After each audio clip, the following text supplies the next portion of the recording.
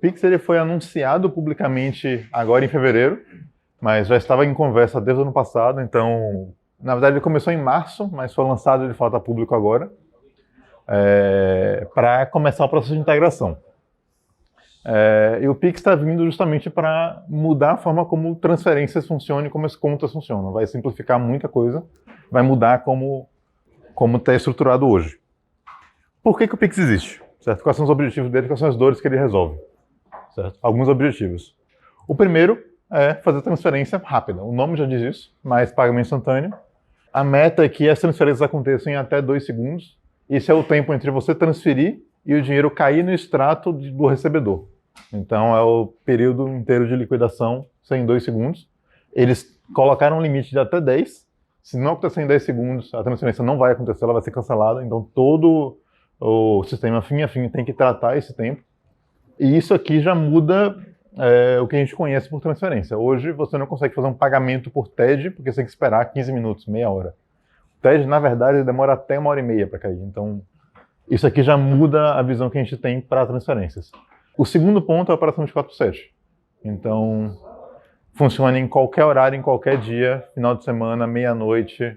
Não tem limitação de horário, não tem grade de horário, não tem nada disso. Então, o sistema ele permite esse nível de acesso. Ele visa ter facilidade de uso. Eu vou explicar um pouquinho mais isso aqui em breve, mas ele não é só um substituto de TED. Ele muda para permitir um uso mais fácil da plataforma de transferências. E o último ponto, extremamente importante, é que ele é uma plataforma aberta. TED, só bancos podem fazer TEDs entre si, e você tem uma limitação muito grande para fazer TEDs. O Pix ele já nasce como, vou permitir que vários outros integrem nisso aqui, com processos mais abertos, mais simples, justamente para ter mais competição no mercado. O Banco Central está, de um tempo para cá, muito focado em vou incentivar a competição no mercado para melhorar o serviço. Essa é a estratégia que ele tem. Enquanto que um tempo atrás ele era muito mais conservador e defendia os grandes bancos, hoje ele incentiva a competição. E o Pix ele não é bom para grandes bancos, porque ele traz todos os recursos, ele reduz o custo da operação, e o maior ponto disso aqui é que o processo em si ele tem mais valor e ele é mais barato. Todos os bancos digitais vão oferecer isso aqui bem, muito provavelmente de forma gratuita ou com taxas ainda menores do que já tem. Então, a maior dor aqui é que os bancos tradicionais eles vão sofrer por conseguir cobrar menos taxa ainda do que já está sendo. Então, é uma demonstração do quanto o Banco Central está aberto a esse tipo de coisa, isso é bem legal. O Pix em si ele não está fechado ainda, ele foi anunciado agora, mas tem partes dele que ainda estão em discussão entre os envolvidos. Existem alguns fóruns de discussão que estão rolando desde, acho que março do ano passado, para definir os detalhes. A maioria já está definido, mas não tudo. E isso vai ser definido nos próximos meses até de fato implementar. Como é que o Pix funciona? Eu como usuário final, como é que eu uso o Pix? O que isso me afeta? Essas telas não julguem o design, se foi o Banco Central que fez. Eles demonstram como é que um banco genérico implementaria isso aqui. A primeira diferença é que eles não usam a palavra banco em lugar nenhum. Eles usam PSP, que é Provedor de Serviço de Pagamento. Exatamente. Que é mais do que bancos, ele abrange as instituições de pagamentos também. E você faz a transferência entre elas diretamente. Você não precisa ter um código de banco para transferir. Isso é bem legal, bem legal. Você pode criar várias provedores de pagamento e isso já demonstra a plataforma ser mais aberta. Eu vou entrar na minha conta. E aqui a gente já tem algumas novidades interessantes. O primeiro é que você tem um QR Code. Hoje, os bancos digitais em geral, eles têm QR Code que você pode escanear e se você estiver no mesmo banco, no Nubank, por exemplo, tem QR Code, se você estiver no Nubank, você transfere. Legal.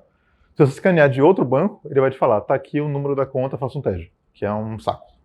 O Pix, ele tem um processo para fazer a transferência por QR Code. Esse QR Code aqui, ele já seria no padrão do Pix, e se eu escanear com outro aplicativo de outro banco, outro provedor, ele vai fazer uma transferência por dentro do Pix diretamente. Então, isso convenciona os QR Codes existentes. Já é uma diferença considerável. E aqui eu tenho a opção de escanear um QR Code padrão, receber um pagamento, eu vou gerar um QR Code para receber um pagamento, e a transferência em si. Já explico mais sobre QR Codes, mas eles são um pouco mais do que só isso. Vou fazer uma transferência, certo? Aí muda já o formato. O que vem aqui são meramente dois campos. Qual o destino, qual o valor, só. E esse destino, a ideia é que você não tenha mais que dar qual é o banco, qual é o número da conta, qual é a agência, é uma conta poupança, uma conta corrente, qual é o CPF da pessoa, qual é o nome completo, não. Você bota o celular da pessoa, ou o CPF, ou o e-mail, ou só um dos três. E isso já serve para localizar quem é o destinatário da transferência. E pode estar em outro banco qualquer. Preenchendo um desses, você já tem a conta de destino, valor e envia. Então o processo é, para o usuário final, maravilhoso. A gente vai ver como é que isso aqui funciona por trás. Mas a ideia é que se eu quero fazer uma transferência, eu só preciso ter esses dados do destino e eu vou transferir. Do outro lado, se eu vou receber pagamentos, o que existe, na verdade, é que o Banco Central está criando um diretório de identificadores, que eles chamam, para listar quem são esses CPFs e celulares e e-mails e qual conta eles correspondem. E aqui, o que você vai fazer é que você, dono de uma conta, você vai no seu aplicativo e eu quero que minha conta fique disponível através do meu telefone, por exemplo. Você vai colocar lá o seu telefone, ou se ele já vai saber seu telefone, confirmar por SMS que você tem aquele número mesmo, e pronto. Agora o seu número está registrado àquela conta. Se você quiser depois transferir para outro lugar, você pode ir num outro banco, colocar seu número de telefone, confirmar e transferir para esse outro. Agora seu telefone indica essa outra conta. Então você tem um controle sobre qual é a conta real de destino que isso aqui vai, mas para quem está transferindo para você é fácil. Você tem só os dados mais simples. Se você for uma empresa também, você pode botar o seu nome fantasia aqui. Então não fica só razão social, isso é legal. Dá para facilitar muito para o usuário final. A ideia é que para eu cadastrar que esse número pertence à minha conta, eu tenho que primeiro, vamos supor que seja um telefone, eu vou no meu aplicativo do banco, vou colocar o telefone, minha conta, ele é obrigado a confirmar que esse telefone é meu mesmo, por SMS. Então ele vai vir SMS, vai confirmar que esse sou eu mesmo. O e-mail é a mesma coisa, vai enviar o código por e-mail, confirmar. E o CNPJ já é seu, não precisa. Então, para você vincular aquela chave à sua conta, você tem que fazer essa validação. Então, só você mesmo conseguiria. Mas isso é um risco novo que não existia antes, que está em discussão ainda, mas que já está mais ou menos estabelecido. É interessante também que ele fala que o seu PSP, ele precisa validar o seu telefone, mas ele não detalha muito sobre o como. Você tem que validar o telefone e confiar nisso. Mas cada um vai implementar a sua forma de fazer isso. Nessa mecânica, você também pode colocar os dados igual a um TEG. Então, a ideia é que aqueles campos não serão necessários, mas você pode fazer uma transferência normal. Agência, conta, tipo, CPF, mesma coisa de sempre. Sendo que aqui você teria uma seleção de quem são as instituições cadastradas e não tem mais o código do banco. É pelo nome e tem muitas, então tem muito mais instituições. Mas a transferência não funciona como antes para quem quiser usar o modo antigo ou que seja transferido para uma conta que não cadastrou. Isso é o processo básico de vou usar o Pix para transferências. Mas ele é muito mais interessante quando a gente começa a ver ele para pagamentos. Só voltando um pouquinho, o DICT que eu falei antes, ele é uma base de endereçamento. O DICT, Diretório de Identificadores para Contas Transacionais. O pessoal gosta disso. Então ele vai ter CPF, telefone, e-mail, CNPJ. Hoje a ideia é expandir isso para outros identificadores no futuro, eles deixaram aberto. Cada chave aponta para uma conta, exatamente, não mais do que uma. E para transferir de uma conta para outra, você tem que estar no aplicativo e você quer disponibilizar a sua conta via DICT. Você diz qual é a conta, que tipo de chave você quer usar, tem que validar a sua chave, então se for um telefone, validar por SMS, e tem que verificar se essa chave já está em uso. Um caso, por exemplo, o Júnior cadastrou ali o celular dele para a conta dele. Anunciou para todo mundo, transfiram para mim, esse é meu telefone. Eu vou lá, peguei o celular de Júnior, vou cadastrar a minha conta com o telefone dele. Isso seria um problema porque todo mundo vai transferir para o seu telefone achando que vai cair em você, vai cair para mim, isso é ruim. Então eles fizeram a mecânica de portabilidade, que é o seguinte: se aquela conta já está vinculada, ou se aquela chave, aquele telefone já está vinculado a alguma conta, você só consegue transferir isso com a autorização do usuário original. Que é o seguinte, ele vai basicamente enviar uma notificação para o banco que cadastrou originalmente e ele tem que confirmar a transferência, ou seja, ele tem que disponibilizar para o usuário para ele ver que teve uma solicitação de tirar a conta daqui para colocar a conta lá e confirmar naquele banco. Então tem um processo de portabilidade para garantir isso. Esse DICT é a primeira parte do sistema para garantir que as contas sejam identificáveis com facilidade. O segundo tópico interessante é como é que eu uso o Pix. A gente viu ali como fazer uma transferência. Legal, transferências dá para transferir, não mudou muita coisa na verdade. Mas eu posso ter os QR Codes. A ideia aqui é que o Pix funcione como um sistema de pagamento para você comprar coisas também. Eu quero ir numa loja e eu quero pagar aquela loja usando o Pix. Em vez de usar um cartão, eu posso usar o Pix para isso. E ele oferece algumas opções para poder funcionar com isso. O primeiro caso simples é um QR Code estático, que eu imprimo um QR Code, gero um QR Code que ele pode ter um valor fixo ou não, imprimo, boto lá e quem escanear talvez já venha com o valor preenchido, talvez não, e vai fazer um pagamento ali. É o caso mais simples. Isso já abrange uma série de estabelecimentos possíveis. Você joga isso na mão do pagador, configurar. O segundo caso é o QR Code dinâmico, que é a ideia de que quem está recebendo pagamento vai gerar um QR Code para aquela transação e o pagador vai chegar, escanear e pagar aquela transação. A vantagem disso aqui é que ao gerar o QR Code eu posso introduzir ali algumas informações a mais. Eu posso já identificar quais são os produtos, a quantidade, o endereço, qualquer dado que eu queira dentro daquele QR Code de pagamento. E ao pagar, a transação inteira está vinculada a esses dados também. Então isso fica no extrato, eu posso depois consultar o extrato da minha conta e identificar de qual compra aquele pagamento que eu recebi veio. Então não é um recebimento solto na minha conta, eu consigo saber qual é o QR Code que gerou aquele pagamento. Isso por si só é interessante. A ideia, por exemplo, é que contas, impostos passem a ser cobrados através do Pix com isso aqui. Então, em vez de gerar boleto, guia de recolhimento, gere um QR Code que você escaneie e ao pagar você já sabe que aquilo é aquele imposto vinculado àquela pessoa imediatamente. Isso facilita todo o processo de recebimento e tudo mais. Ou você tem um e-commerce que oferece boleto e você, na verdade, gerar um QR Code, a pessoa pagar e você sabe que aquele pagamento que chegou veio daquele QR Code, daquele usuário, daquela compra e pode liberar imediatamente. Não precisa esperar o boleto compensado daqui a 3 dias. Então isso aqui é uma maravilha para e-commerce como um todo e pagamentos, compras no geral. O QR Code em geral ele é escaneável mesmo que ele perca 30% dos seus dados. Então você pode pegar um ícone e meter no meio do QR Code, deletando um pedaço dele e ele funciona. Isso é ótimo. Você pode arredondar os cantos, você pode dar uma esculhambada nele e funciona ainda. A outra coisa bacana é que aqui a gente está falando de QR Code, mas isso também funciona por link. Então você pode gerar um link de pagamento que quando a pessoa clicar, ele vai fazer aquele pagamento em si. Como é que funciona na prática? Você vai, por exemplo, pegar o link, gerar, enviar. Quando a pessoa clicar nele, todos os aplicativos de banco de conta que você tem vão escutar aquele link. Então, no Android, por exemplo, vai abrir, você quer pagar com qual app? Você escolhe o app, confirma o pagamento na sua conta e paga. Então, o sistema todo já é integrado dessa forma. O link, ele é igual ao QR Code dinâmico no seu formato. Ele só é o dado do QR Code dinâmico em forma de link. Mas você consegue botar um botão de pagar num site que você pague por ali e tudo funciona. Então, o site, no desktop, ele pode mostrar o QR Code, no celular ele pode mostrar o link. Isso, para pagamento, para e-commerce, é maravilhoso, porque você recebe a transação imediatamente e não tem taxa. O valor da transação é o valor que você recebe. Exatamente, é esse. Você vai ter um botão lá com link, você clica nele, vai perguntar qual app você quer usar, se você tiver mais de um. Você escolhe lá, Banco do Brasil, vai chegar nele já com o valor. Se fizer isso, por exemplo, do computador.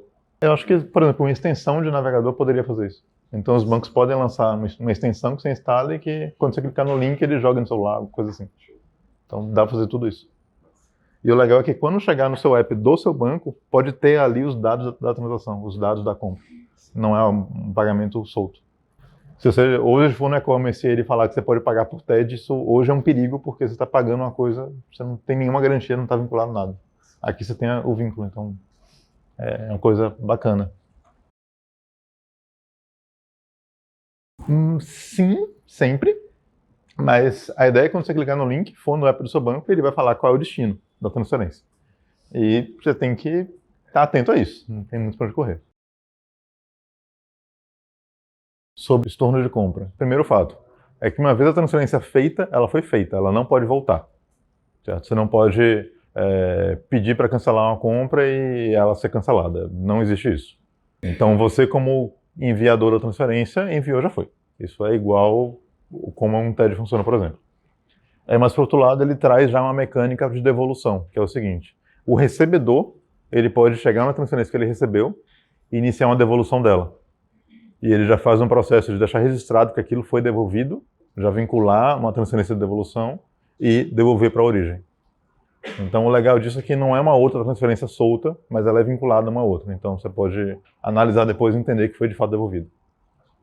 Mas depende de colaboração com o outro lado.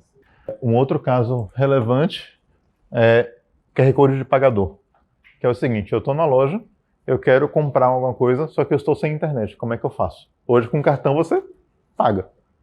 Ele tem uma mecânica de QR Code que você consegue fazer pagamentos offline, sem nada no seu celular. Que é o seguinte: você tem um QR Code na loja, você escaneia ele para pagar. Então, começa com você escaneando o QR Code da loja. O seu app, ele tem que já estar preparado para ter alguma chave armazenada, alguma coisa assim. E o seu app vai gerar um novo QR Code de pagador, que o lojista escaneia o seu QR Code. E com isso, o lojista concretiza a compra. Então, na prática, você está gerando um QR Code para completar aquele pagamento, autorizando aquele pagamento. E ao fazer isso, o lojista pode escanear o seu QR Code e completar a compra, e ela vai ser uma transação normal, compra normal, com a internet dela. Na hora que o lojista escanear, eu tenho esse fluxo aqui, vou mostrar depois, mas o banco do lojista, de posse do QR Code original e o QR Code de pagamento, vai enviar para o sistema da Pix, que vai comunicar com o banco do pagador, que vai de fato começar o processo de transação. Então, se não tiver saldo, vai dar erro aí. E vai voltar para o lojista falando: a pessoa não tem saldo. Entendeu? O QR Code do pagador, ele é uma autorização para fazer a compra, mas ele não é a compra em si. Mas isso aqui já abrange algumas coisas. Não, alguém tem que ter internet. Mas isso hoje já é verdade. O lojista tem que ter internet, então não muda muita coisa. O link que eu falei antes, que é o QR Code dinâmico, e o processo que o Banco Central definiu é que existem esses 4 meios, mas eles deixaram aberto falando que vão existir outros. Por exemplo, NFC é uma conversa já iniciada, que eles vão ter, é um desejo ter, não tem ainda. Mas vão surgir outros aqui e você poder fazer transferências de N formas. Então, para você iniciar uma transação do Pix, você tem muitas formas diferentes para usar e para encaixar no seu negócio. Isso aqui é bem legal. Outra coisa legal para o usuário é que qualquer instituição que integre com o Pix é obrigada a oferecer todos os formatos do Pix. Nenhuma opcional. Então, todo mundo tem que oferecer tudo isso aqui. Isso é bom porque para o usuário final é uniforme. Para quem está integrando, paciência. E aqui a gente vê algumas perguntas que eu imaginei que fosse acontecer. Quem pode ter Pix? É a primeira pergunta. Muito relevante. A resposta é que qualquer instituição financeira que tenha contas transacionais. Qualquer um que tenha contas, que movimente dinheiro em contas, pode ter o Pix. Sendo que aqui existem algumas características de que existe uma outra regulamentação que fala que empresas que têm contas transacionais, a partir de certo limite, que é 500 milhões de transação por ano, se não me engano, eles precisam ser regulamentados pelo Banco Central e homologados e tudo mais. Certo? O Pix, ele abrange esses que são homologados e os menores também. Então, mesmo que você não esteja homologado pelo Banco Central para fazer operações grandes, você pode ser membro do Pix. Mas você tem que ter estrutura de contas transacionais. Você tem que ser um formato parecido com isso. Então, sei lá, um PicPay funciona nisso aqui. Outras mecânicas funcionam nisso aqui. Não só bancos. Aí vem a pergunta: quem é obrigado a oferecer o Pix? Essa é outra coisa relevante. Qualquer um que tenha mais de 500 mil contas. Então, muitos do que a gente usa aqui vai ser obrigado a ter Pix. E que características do Pix esse integrante precisa oferecer para o usuário? Tudo. Se você é membro do Pix, você tem que oferecer tudo que o Pix lista. Nada opcional.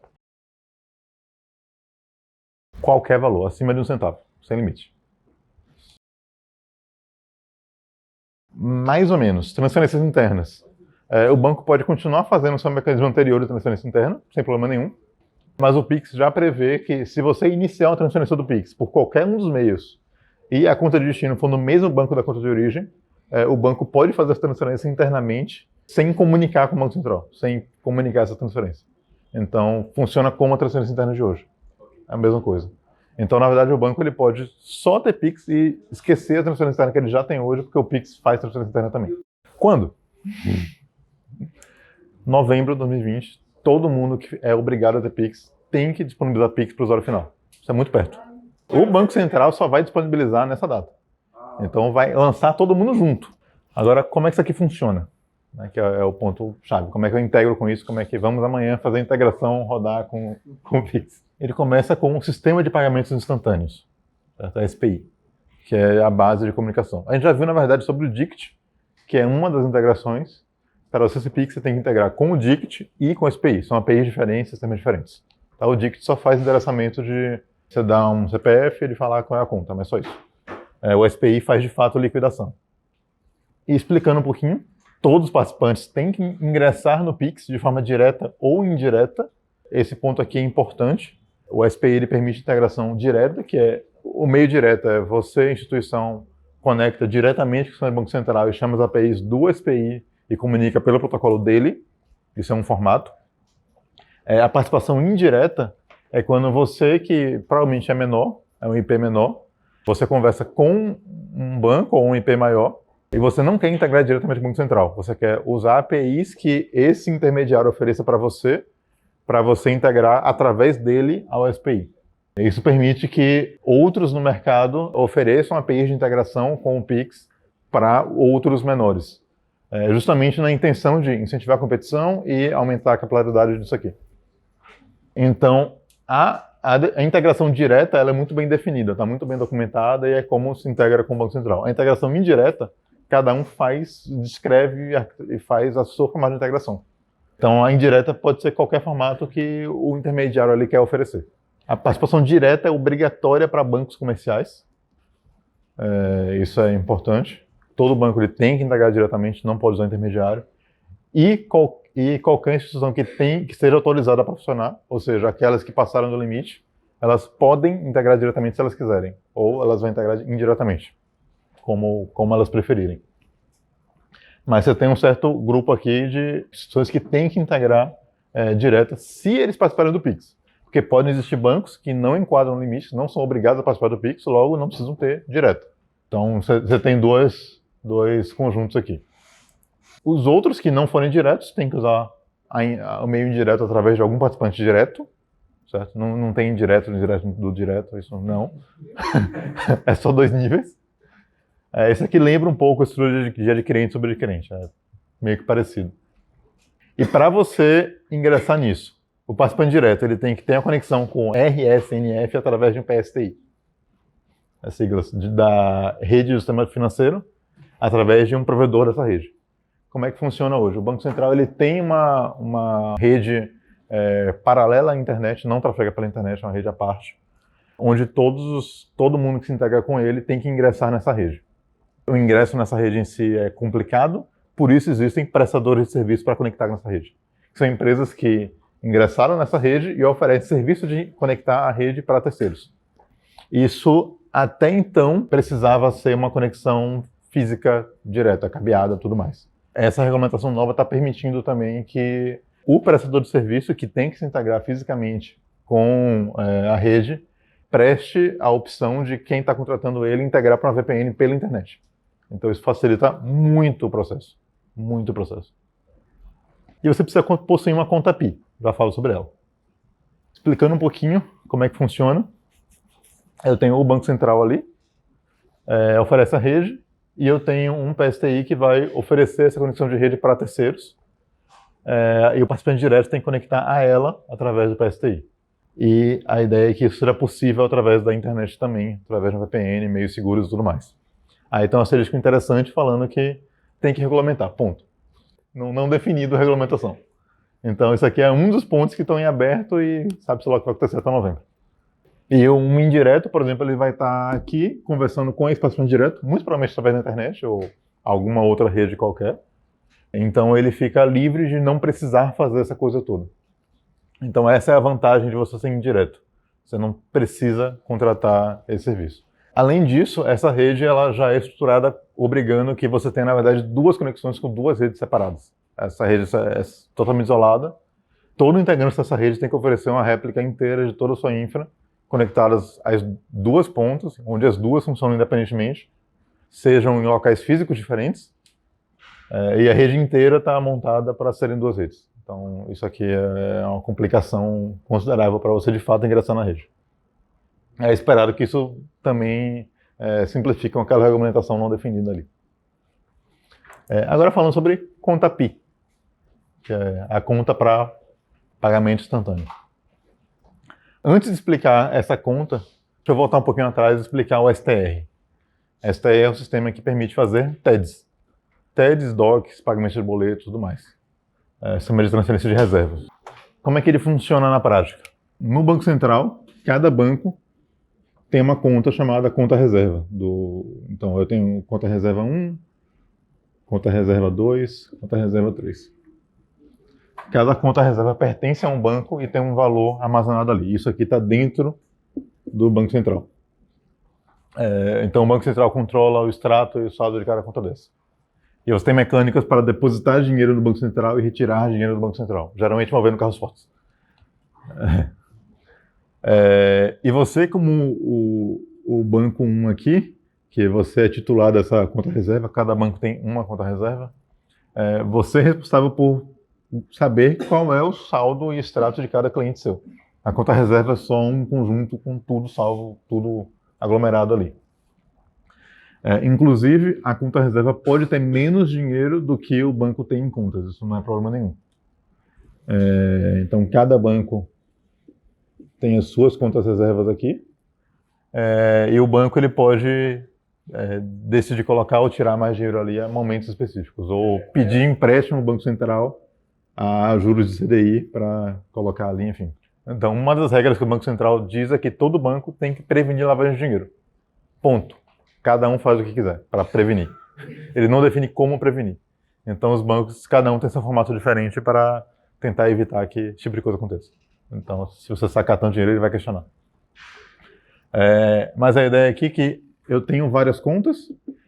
Na hora que eu solicito, eu quero fazer um TED de uma conta desse banco para uma outra conta deste banco. Eu tenho as contas aqui.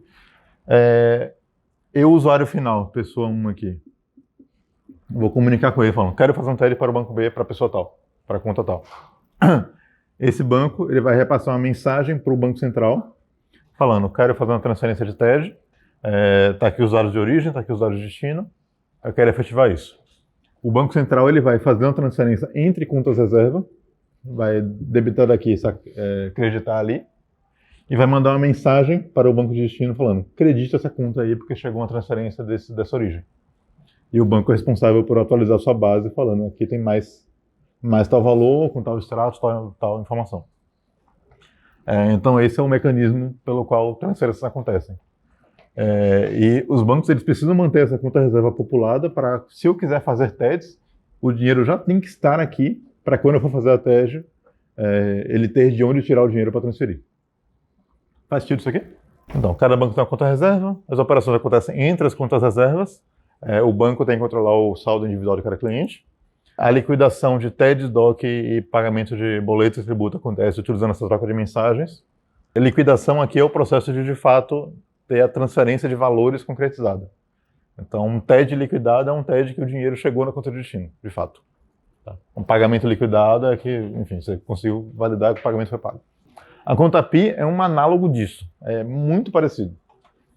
Na ideia de que cada instituição da Pix tem uma conta PI, então temos várias PI1, PI2. Então cada banco controla a sua conta, cada PSP controla a sua conta PI, e ele tem que saber o saldo de cada cliente, e a conta PI não precisa ter o saldo total, ela pode ter qualquer saldo. E quando um PSP quer transferir valores para outro, ou seja, um usuário final quer transferir valores para uma outra conta, ele vai mandar uma mensagem para o Banco Central, isso aqui é a nível do Banco Central. O Banco Central vai fazer a transferência entre contas PI e vai avisar o outro banco de que chegou um valor ali para ele. E aí ele tem que acreditar a conta, notificar o usuário e tudo mais. Uma coisa interessante que eu esqueci de falar. No Pix é obrigatório o usuário final que recebedor ser notificado. Então o banco tem que implementar push. Outra coisa legal. Então isso aqui é muito parecido com a mecânica de contas reserva. É quase igual. É um modelo que funciona e os bancos eles têm que creditar essas contas para terem saldo suficiente para fazer essas movimentações. Agora, a forma de creditar essa conta é através de uma conta reserva. Então, eu tenho a conta reserva que eu uso para fazer TEDs e existe uma mensagem que você fala, eu quero transferir da minha conta reserva para minha conta PI. Ou eu quero transferir da conta PI para uma conta reserva. Inclusive, eu posso transferir da conta reserva de um banco para uma conta PI de outra instituição. Então, isso é importante porque nem todo PSP tem conta reserva, porque eles não são bancos. Então, eles podem pedir para um outro banco transferir para eles através de um acordo entre as partes. Ou seja, ele deposita no banco, fala, quero tirar da minha conta e transferir para a minha conta PI. Ele pode fazer isso. Então, para você operar, você precisa de alguma colaboração de outras instituições. Mas toda a IP homologada e aceita pelo Banco Central, ela pode abrir uma conta. Então, se você for aceito e tudo mais, você pode fazer esse processo. Então, cada participante direto tem uma conta PI. Repare que os indiretos, eles não têm conta PI. Então, basicamente, o participante direto, que é intermediário de um indireto, tem que ter na sua própria conta PI o saldo seu e dos seus participantes indiretos na mesma conta. E ele tem que controlar isso. E o participante indireto que quer depositar nessa conta, na conta PI do outro banco, tem que acordar com ele como fazer isso. Então, tem essa mecânica envolvida. Mas todo participante direto tem uma conta PI, certo?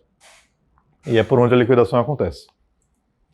E aí a gente vem para explicar um pouquinho como o modelo exatamente funciona.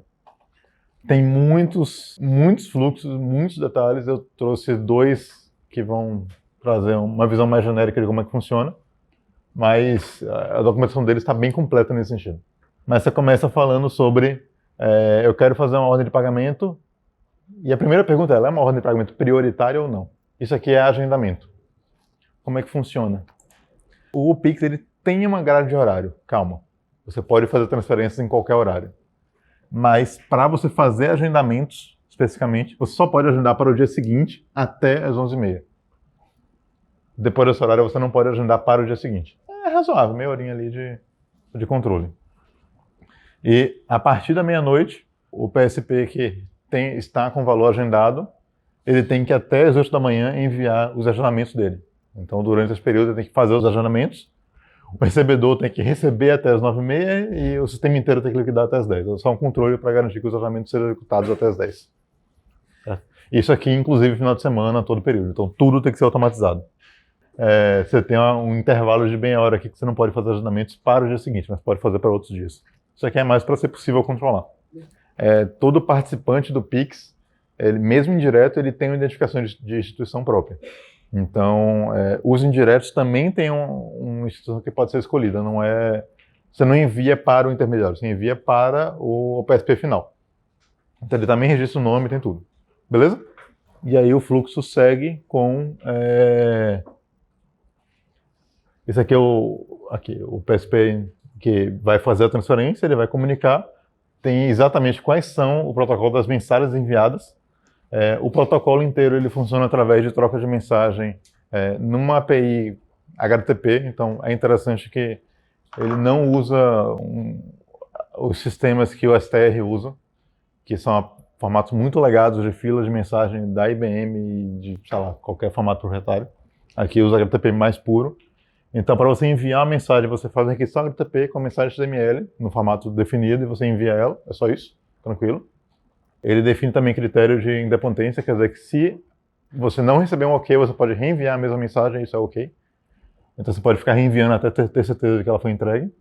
E você recebe mensagens, nesse caso aqui você está enviando para o SPI, ele vai bloquear o saldo na conta PI de origem, notificar o banco de destino, que tem que compensar, identificar a conta de destino, confirmar que ela existe, depois avisar o SPI de que a conta existe, Nesse momento, o SPI vai debitar a conta PI de origem e creditar a conta PI de destino e vai notificar. Nesse momento aqui, a transação está efetivada. Não é mais reversível. E ela vai notificar o banco de origem, PSP que iniciou a transferência de que ela foi feita, e vai notificar o banco de destino de que ela foi feita também, para ele creditar a conta. Esses fluxos de notificação aqui, que basicamente para você enviar a mensagem, você só envia, e para você receber a mensagem, você tem um endpoint que você faz requisição nele, e ele fica esperando, é long pooling. Basicamente você fica esperando, e quando você recebe a mensagem, ele te dá a resposta, e você faz outra requisição esperando a próxima mensagem. É basicamente só isso. E quando você pede a próxima mensagem, ele vai te entregar a próxima depois de algum tempo, se não tiver nenhuma na fila, junto com um link que para você usar para pegar a próxima. Ao você usar esse link e pegar a próxima, ele confirma que essa foi entregue, de fato, e não te entrega de novo a mesma. Existe para, mesmo que você requisite o sistema entregue, pode ser que você não receba por algum motivo qualquer, e se você requisitar de novo, ele vai entregar a mesma mensagem, até que você confirme que recebeu ela. Então, todas as comunicações são protegidas de dar erro de comunicação. Então, aqui ele está notificando todo mundo, e como ele tem certeza que essa notificação vai ser entregue eventualmente, nesse momento a transação está feita de forma inevitável, ela foi completa. E aí você tem aqui embaixo a notificação para o usuário final do crédito. Então, isso aqui é parte obrigatória do sistema. Então, o usuário final tem que saber disso. Isso aqui é até 10 segundos. Então, basicamente, ele fala que nesse intervalo aqui, mais ou menos, aqui, todo mundo tem até 10 segundos para completar. Se alguém violar esse tempo, por exemplo, o SPI enviou a mensagem aqui, a notificação de que chegou a mensagem, e o banco de destino falhou em entregar a notificação de que está tudo ok, a transferência inteira está cancelada. E ele vai notificar as duas partes de que está cancelado. Então, não existe você enviar e não saber se recebeu ou não. Você vai saber que foi entregue. Isso é bom. E o esperado é que isso aqui ocorra em até, em média, 2 segundos. Então, é instantâneo. Basicamente, ele é mais rápido porque ele está afirmando que tem que ser mais rápido. Então, os bancos vão ter que desenvolver o sistema mais rápido. Como o TED é até 1h30, os bancos tem mecânica, por exemplo, de chegar um TED na conta e disparar um alerta para uma pessoa ir lá olhar e ver se vai confirmar o TED mesmo. Isso é uma mecânica que vários bancos fazem para TEDs altos. E aqui você não pode fazer isso porque você é obrigado a entregar em 10 segundos. Então você não pode fazer isso. E no TED, por exemplo, você tem 1h30 para entregar o TED. E se a conta de destino não existir, você tem mais 1h30 para devolver o TED. Então, esse enforçamento de 10 segundos é basicamente eles falando isso, só isso. Mas vai ter que ser. E é possível. Outra coisa, outro detalhe técnico por trás é que essa conta PI que ele está bloqueando e transferindo aqui, ela tem um extrato próprio, onde o PSP ele pode consultar no SPI, eu quero saber os detalhes da minha conta PI, eu quero o extrato de tal data, eu posso olhar esse extrato, posso analisar tudo. Essa conta PI, ela funciona em dias úteis. Então essa é uma mecânica meio estranha, que você pode usar ela em qualquer horário, mas o extrato dela vem em dias úteis. Então você faz uma transferência sábado, na visão do banco que está analisando a conta PI, ele vai receber a transferência segunda, porque é o próximo dia útil, mas ela já chega sábado. Então é só a contabilização interna que é estranha, mas eu não sei realmente por que isso aqui foi feito. Provavelmente foi para ser compatível com a STR, para poder movimentar entre eles. Mas é questão mais contábil. E tem a questão também de que o banco ele tem que reportar todas as movimentações feitas pelos clientes nos dias úteis. Então, toda segunda-feira ele tem que reportar toda a movimentação no final de semana. Então, isso aqui casa com a movimentação no sábado, você reporta no próximo dia útil a janela contábil daquilo. Certo? Você pode transferir valores de outras formas entre as contas. Então, você pode fazer TED, você pode fazer transferência PIX, você pode sacar em dinheiro, e o Banco Central quer saber tudo. Tudo isso. Ele quer saber o saldo de todas as contas, toda a movimentação feita. Então, olhando só um sistema, ele não consegue extrair isso. Se você, banco, não reportar um movimento e estiver lá no Pix, o Banco Central tem como perceber isso. Mas você pode ter mais movimento do que tem no Pix. Entendeu? E esse é o fluxo primário de movimentação. Repare que se eu tenho um participante indireto aqui, eu tenho um outro cara aqui antes que está iniciando a transferência, mas ele é indireto. Basicamente, o que ele faz é comunicar com o participante direto para o participante direto enviar a mensagem para o SPI. Essa comunicação entre o direto e o indireto, ela não precisa ser através dessas mensagens, pode ser qualquer coisa que ele queira. mas isso tem que, para o SPI, gerar a mensagem. E nessa mensagem tem um campo informando se ela veio do participante direto ou veio do indireto, e qual é a conta de fato de origem. Então isso é visível para o banco, ele consegue determinar de fato quem é o emissor daquela transferência. Certo? Até para o banco de destino aqui, se ele tiver um indireto embaixo, quando chegar a notificação ela fala, isso aqui é desse indireto específico. Então tem todo o caminho trilhado para isso. Ok?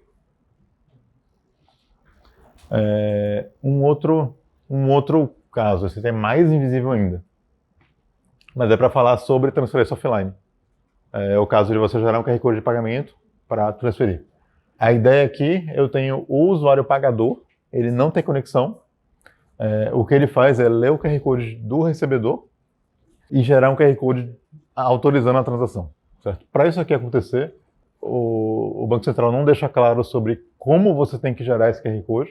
Basicamente, ele só fala que você tem que ter esses campos nessa posição, mas você tem alguns campos livres. E a intenção, a ideia é que os bancos, na verdade, eles têm que ou pré-gerar algumas chaves, elas estavam no dispositivo e ele enviar essa chave no QR Code, é uma forma. Ou, sei lá, deixar uma chave privada ali e assinar o QR Code com isso. Enfim, você pode fazer algumas formas. Desde que você coloque no campo livre desse QR Code seus dados para você confiar em você mesmo, o banco confiar. E você disponibiliza esse QR Code que você, pagador, gerou para o recebedor escanear. Nesse momento, o usuário recebedor aqui, está lendo o QR Code, então não existe comunicação. É esperado que ele confirme que esse QR Code de pagamento é realmente gerado a partir do QR Code de recebimento dele, não é um outro QR Code qualquer, senão não vai funcionar. Então ele confirmaria aqui no próprio app, e ele manda mensagem para o SPI, falando, estou aqui iniciando o pagamento, está aqui os dados dos dois QR Codes. Na verdade, ele fala com o banco dele, que fala com o SPI, que fala com o outro banco, falando, está sendo feita uma transação, está aqui os dois QR Codes, faça a operação. E agora o banco está vendo isso, ele vai validar os dados do QR Code que o app dele gerou. Então, esses dados simplesmente são transferidos e chegam aqui inalterados.